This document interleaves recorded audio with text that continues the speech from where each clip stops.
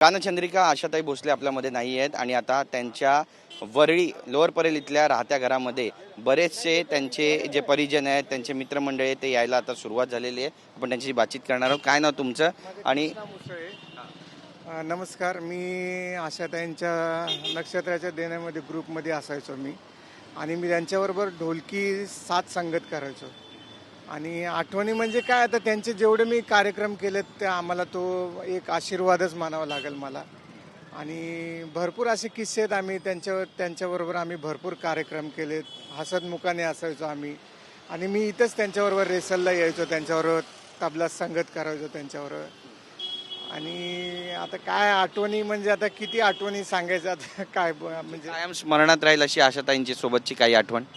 मला स्मरणात राहील, मी असंच एका दिवशी रेसलला आलो त्यांच्या घरी, आणि त्यांनी मला एक आठवण म्हणून एक लक्ष्मीचं जे कॉईन असतं ते महालक्ष्मीचं, त्यांनी मला एक आठवण की बाबा हे राहू दे तुझ्याकडे, आता तोच मला त्यांचा प्रसाद म्हणून एक आठवण आहे बस.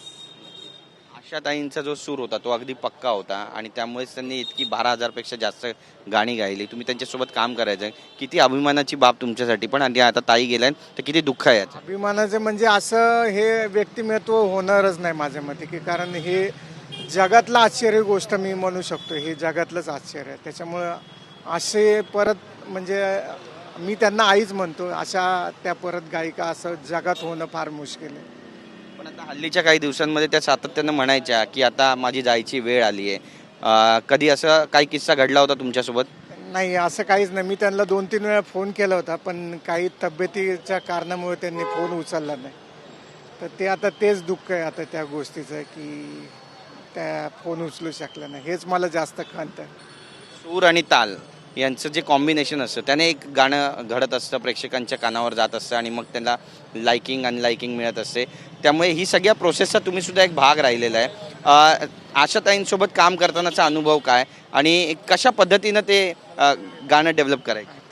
नाही, डेव्हलप त्यांचं म्हणजे ते आता काय सगळ्या जे नाट्यसंगीतापासून त्या सगळ्या गोष्टीपासून त्यांनी गायलेलं तुम्ही बघितलेलंच आहे. त्याच्यामुळे मी तेच परत म्हणतो की असं एक व्यक्तिमत्व तो होणं फार थँक्यू केल्याबद्दल. तर असं व्यक्तिमत्व होणार नाही असं सुद्धा म्हणतायत. बरेचसे त्यांचे जवळचे नातेवाईक आहेत जे आता या ठिकाणी येऊ लागलेले आहेत आणि कॅसा ग्रँडे या त्यांच्या लोअर परेल इथल्या राहत्या घरी आता अंतिम दर्शनासाठी त्यांचं पार्थिव ठेवण्यात आलेलं आहे. दुपारी 3 वाजेपर्यंत त्यांचं पार्थिव अंत्यदर्शनासाठी ठेवलं जाणार आहे आणि त्यानंतर छत्रपती शिवाजी महाराज पार्क इथे असलेल्या स्मशानभूमीमध्ये अंत्यविधी पार पडणार आहे. अत्यंत शोकाकुल सध्याचं आहे सगळं वातावरण. कॅमेरा पर्सन योगेश गुरवसह गिरीश गायकवाड, TV9 मराठी, मुंबई.